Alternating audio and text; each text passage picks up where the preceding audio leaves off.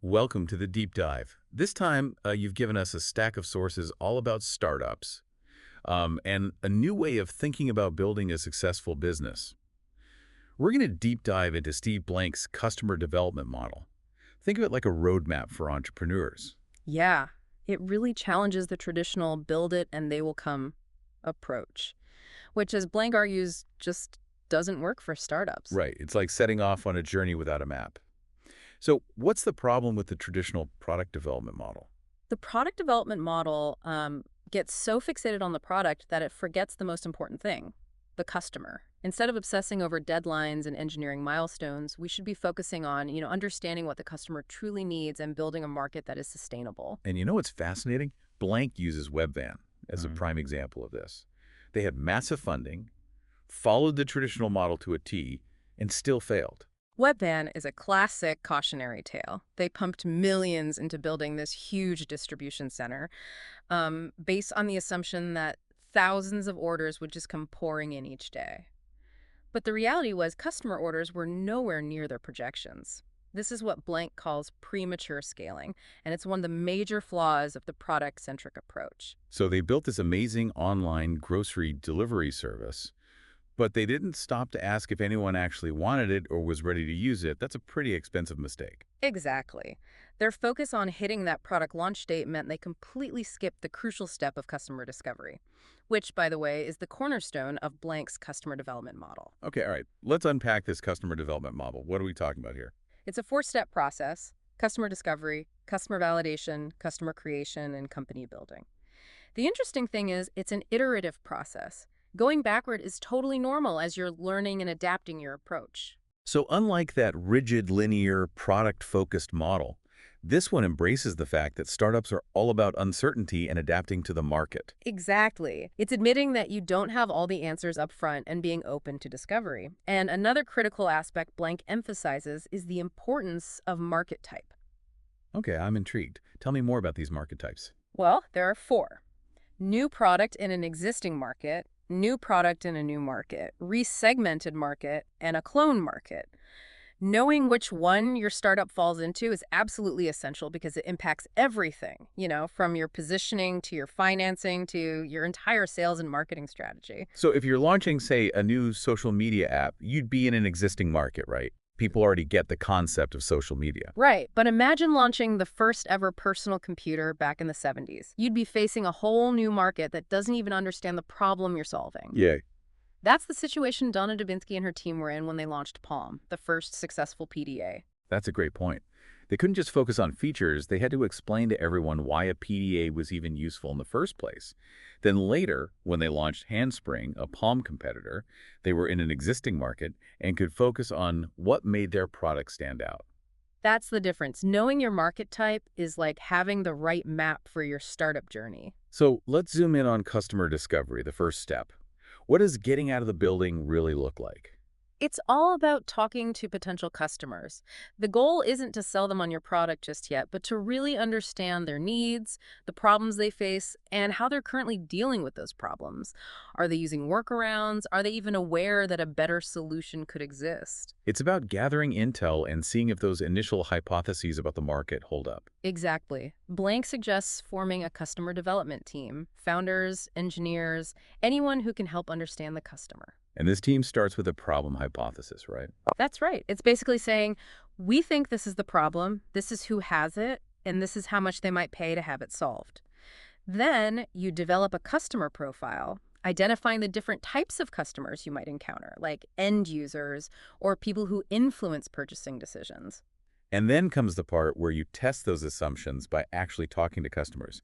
I remember Blank stresses active listening. No pitching your product at this point. The goal is to understand the customer's world, not to sell them on yours, at least not yet.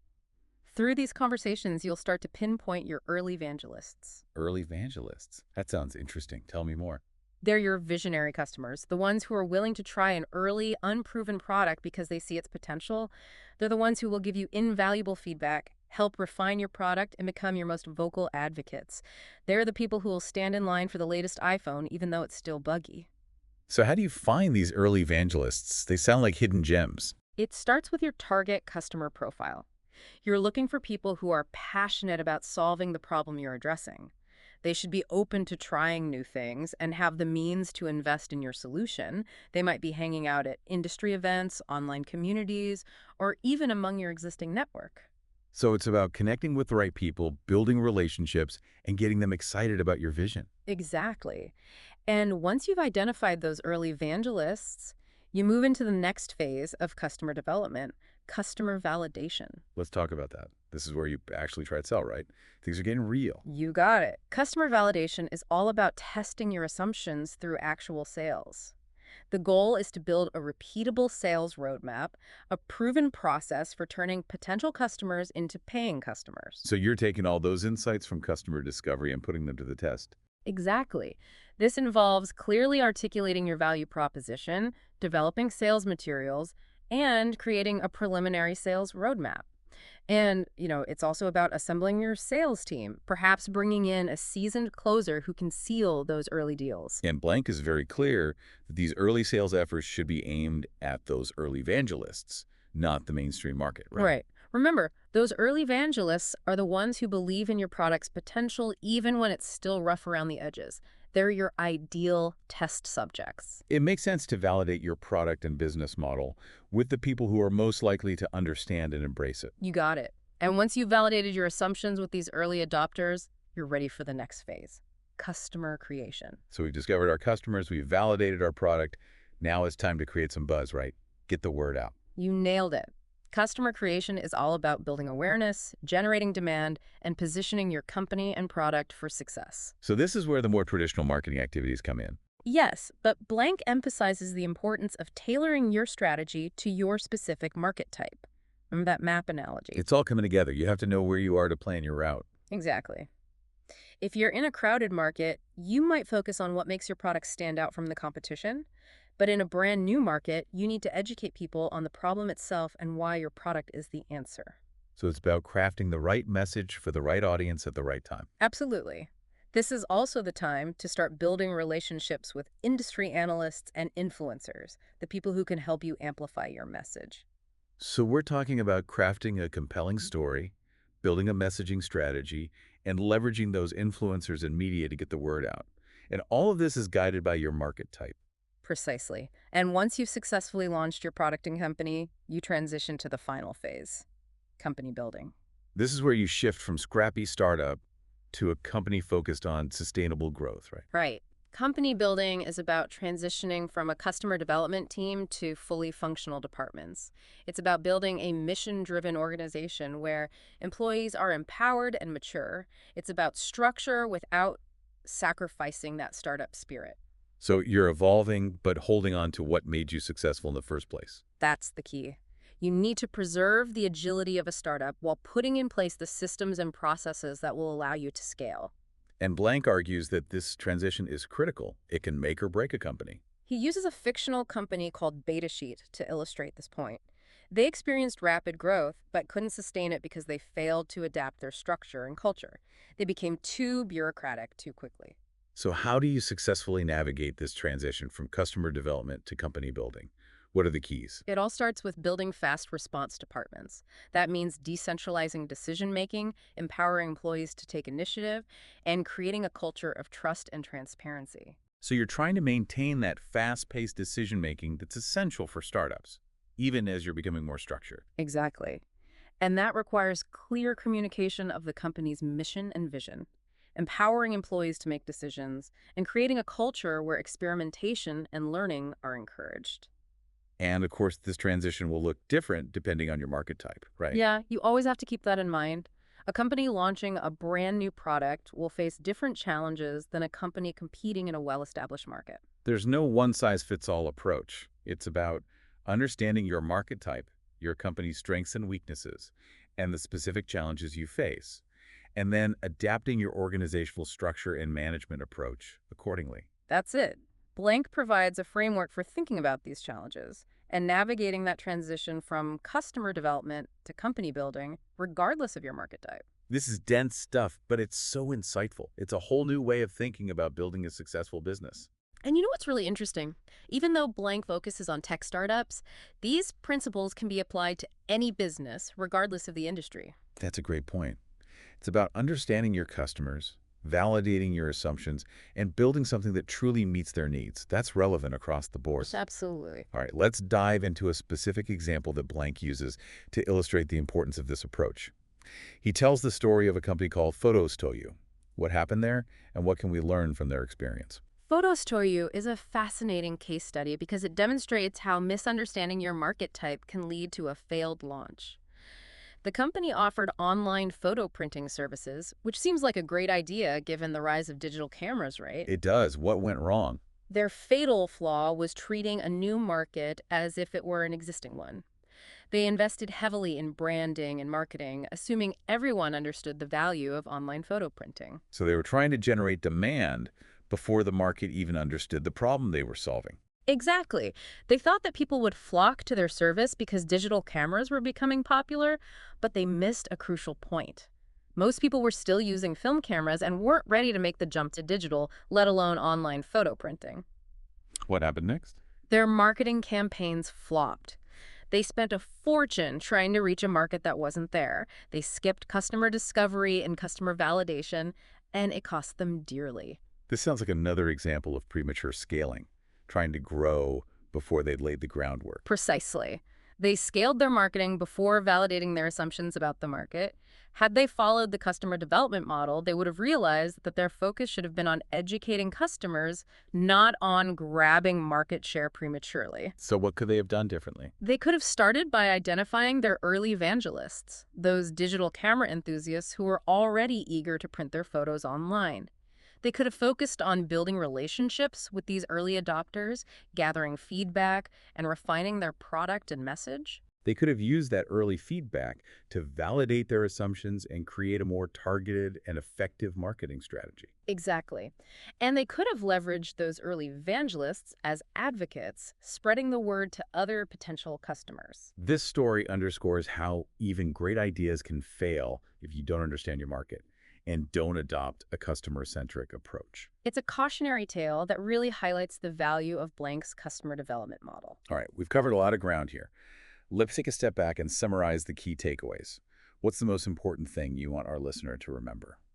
The biggest takeaway is that building a successful startup is a journey, not a sprint. And just like any journey, having the right map can make all the difference. And that map, in this case, is the customer development model. Right. And one of its core principles is shifting your focus from solely building a product to building a customer base. It's about embracing discovery and being willing to adapt based on what you learn, not clinging to assumptions. It's about being customer-centric, truly understanding your market, and validating your assumptions before making big decisions about scaling. Absolutely. So before you even think about writing that business plan, ask yourself, who are my customers? What problems am I solving for them? And how can I build a business that truly addresses their needs? Keeping those questions in mind will set you up for a much more successful journey. This has been a fantastic start to our deep dive. We've laid the groundwork for understanding the customer development model and its core principles. But there's so much more to explore. We'll pick back up with the rest of this deep dive in part 2. It's fascinating to see how the customer development model has impacted the business world since Blank first introduced it. It's become a cornerstone of the lean startup movement, which has really changed how entrepreneurs approach building businesses. It has. The lean startup methodology is all about rapid experimentation, iterative product development, and learning as you go. That aligns perfectly with Blank's ideas. They go hand in hand. And what's amazing is that it's not just startups embracing these principles. Larger, established companies are also adopting lean startup methodologies to become more innovative, more customer-focused, and more responsive to market shifts. It's like that saying, adapt or die. Yeah, in today's rapidly changing business environment, companies need to be nimble and in tune with their customers' needs. Exactly. And the customer development model provides that framework for staying ahead of the curve. Let's revisit the 4 steps for a moment.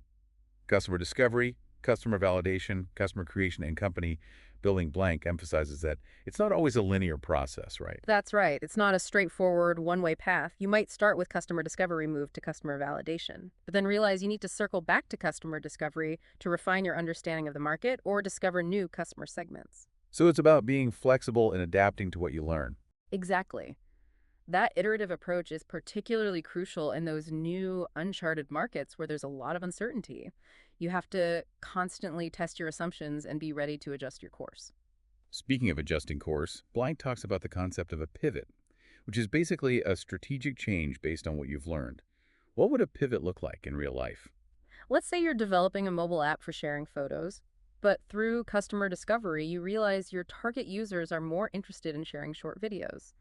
That's a sign you might need to pivot from a photo sharing app to a video sharing app. So a pivot isn't a complete overhaul, but a shift in direction based on what your customers are telling you. Exactly. And that ability to pivot is essential for startups. It allows you to respond to changing market conditions and avoid wasting time on an idea that isn't resonating. It's about being willing to let go of your initial assumptions, maybe even your original product idea if the market demands it. Absolutely. It's all about flexibility, adaptability, and being laser focused on the customer. We've discussed customer discovery and validation, but what are some specific techniques entrepreneurs can use to gather that valuable customer feedback? Well, there are quite a few approaches, but some of the most common include customer interviews, surveys, focus groups, A/B testing, and building a minimum viable product. Let's break those down. What does each of those entail? Customer interviews are fundamental. You sit down with potential customers, ask open-ended questions, and really listen to their responses. It's about understanding their experiences, their frustrations, their needs. And surveys can be helpful too, right? Absolutely. Surveys are great for gathering quantitative data from a larger pool of people. They can help you validate your assumptions about the market size, customer demographics, and pricing sensitivities. And what about focus groups? Focus groups bring a small group of people together to discuss a specific topic. It's a more interactive setting for gathering feedback, observing group dynamics, and exploring different perspectives. And then there's A/B testing, Hmm. which I know is popular with online Yeah. businesses. Right. A/B testing involves testing different versions of your product or website to see which one performs better. For example, you might test two different headlines to see which one gets more clicks. So it's about experimenting and seeing what resonates with your target audience. Exactly. And then we have the minimum viable product, or MVP. This is a core concept in the lean startup methodology. I've heard of that. Explain it for our listener. An MVP is a stripped-down version of your product with just enough features to attract early adopters and validate your key assumptions. The idea is to get it out there quickly, gather feedback from real users, and iterate based on that feedback. That's like a test run, right? Exactly. And the beauty of it is that you can avoid over-investing in a product before you know for sure if it's something people want. It sounds like there's a whole toolkit available for gathering customer feedback. The key is choosing the right tools for the job, depending on your specific needs and stage of development. That's it. And it's important to remember that gathering customer feedback isn't a one-time event. It's an ongoing process. You should always be listening to your customers, adapting to their needs, and iterating on your product. That's what sets successful companies apart. It's not just about having a great product, it's about building a business that is truly customer-centric and constantly evolving. Absolutely. Now, you mentioned earlier that the customer development model is like a map for the startup journey. But even with a map, you need to know how to read it, right? That's a great point. There are still challenges and obstacles that entrepreneurs need to navigate. What are some of the common pitfalls, even when you're trying to follow this framework? One common pitfall is failing to truly listen to your customers. It's easy to get so attached to your own vision that you filter out feedback that doesn't align with it. You could become blinded by your own passion, right? Exactly. Another pitfall is getting stuck in that customer discovery phase. You can end up talking to customers forever without ever actually building or selling your product. Analysis paralysis. Yes, you need to find that balance between learning and taking action. You need to move from discovery to validation. And then there's the danger of scaling too quickly. We saw that with Webvan, right? Premature scaling can be deadly. Exactly. It's tempting to ramp up spending, hire a big team, and go after market share before you've truly validated your business model. But that can backfire spectacularly. So it's about being strategic with your resources, validating your assumptions, and scaling gradually as you gain traction. Don't need to get ahead of yourself. Exactly. And finally, a pitfall that can derail any business is failing to build a strong team. A great idea is nothing without a team of talented and passionate people who can execute on it. So it's about finding the right people, empowering them to make decisions, and fostering a culture of collaboration and innovation. Absolutely. It's about sharing a vision, a deep understanding of the company's mission, and a commitment to serving the customer. These are such important points. But even when entrepreneurs get all of this right, they follow the model, build a great team, avoid those pitfalls, there's still no guarantee of success, right? That's true. Building a business is inherently risky. There are always factors outside of your control. But the customer development model and the lean startup methodology as a whole can significantly increase your chances of success by minimizing risk, maximizing learning, and allowing you to adapt quickly. It's not a foolproof formula, but it's a powerful framework. Exactly. And it's a framework that keeps evolving as entrepreneurs share their experiences and learn from each other. It's a living, breathing methodology that adapts to the changing business landscape.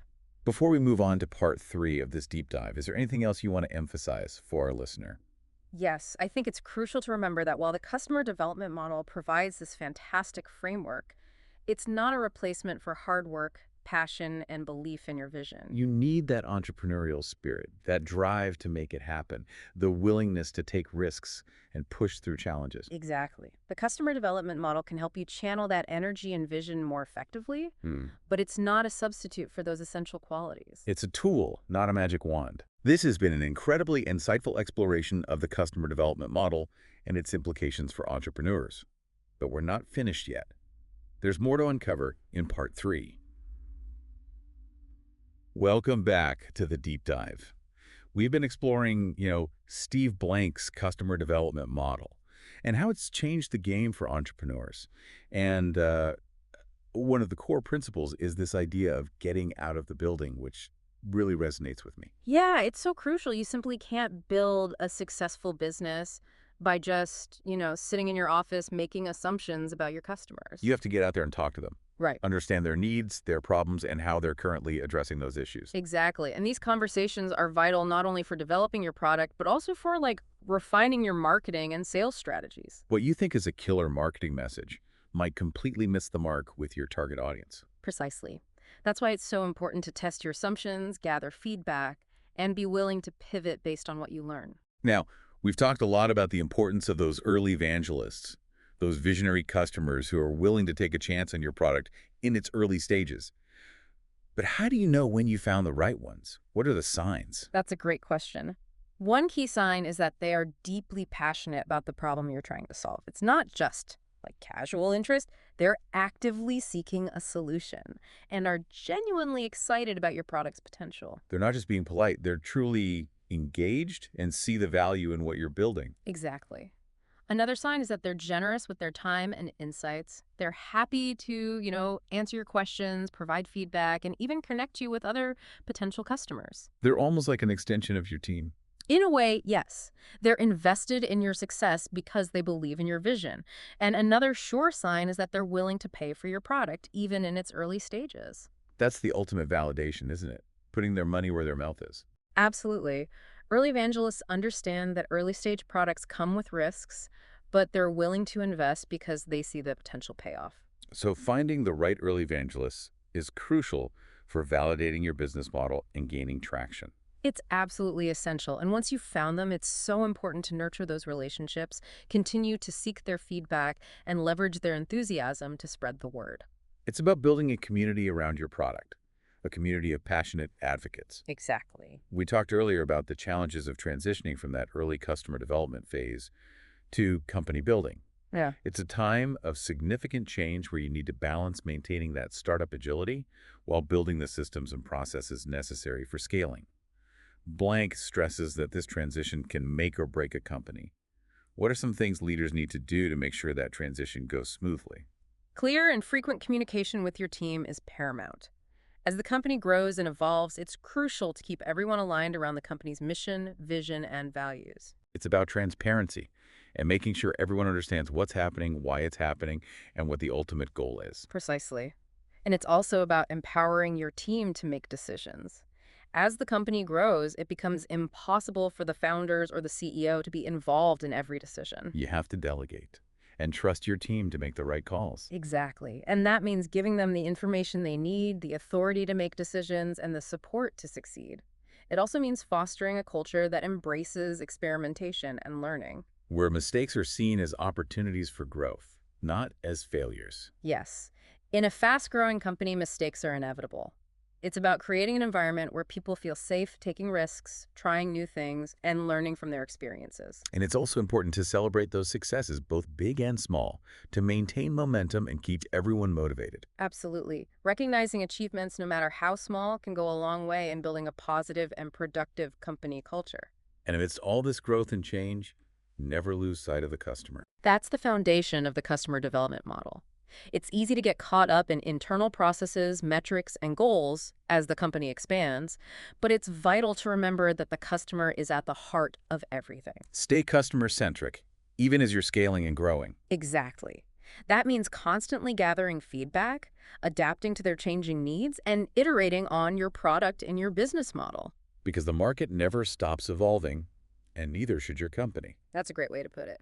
We've covered a lot of ground in this deep dive. We've discussed the customer development model, the lean startup methodology, the importance of gathering customer feedback, and the key things leaders can do to navigate the transition from customer development to company building. And we've consistently emphasized the need to stay customer-centric, be flexible, and remember that building a successful business is a journey, not a race.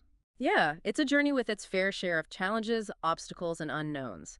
But it's also incredibly rewarding, both personally and professionally. For those who embrace the customer development model, truly listen to their customers, and adapt along the way, the rewards can be truly extraordinary. I love that. So before we wrap up, let's give our listener a concise 10-point summary of the key takeaways from this deep dive, a little cheat sheet, if you will. I like that idea. Okay, number one, the traditional product development model, with its focus on the product itself, often misses the most important element in customer. Number two, the customer development model offers a more customer-centric approach, emphasizing discovery, validation, creation, and company building. Number three, understanding your market type is crucial. Are you entering a new market, an existing market, or a resegmented market? Your market type will shape your entire strategy. Number four, customer discovery is all about getting out of the building and talking to potential customers to understand their needs and problems. Number five, customer validation involves testing your assumptions by trying to sell your product to early evangelists, those visionary customers who are willing to take a risk on your product. Number six, customer creation focuses on developing a marketing and communication strategy that resonates with your target audience and positions your company and product effectively. Number seven, company building is about transitioning from a customer development team to functional departments while maintaining a fast response, mission-centric culture. Number eight, early evangelists are your most important customers as they provide valuable feedback and help validate your business model. Number nine, the chasm is the gap between selling to early evangelists and reaching that mainstream market. Your market type will determine how to bridge that gap. And number 10, the Photosto UK study is a real-world example of how misunderstanding your market type can lead to a failed launch, demonstrating the importance of customer development. Wow, that was a deep dive indeed. So much valuable information packed into this episode. It was a pleasure exploring these concepts with you. A huge thank you to our listener for providing us with such thought-provoking source material. We hope you found this exploration of Steve Blank's customer development model valuable. Keep those 10 key points in mind as you embark on your own entrepreneurial journeys. And remember, building a successful business is a marathon, not a sprint. Pace yourself, stay focused, and never stop learning. Until next time, happy diving.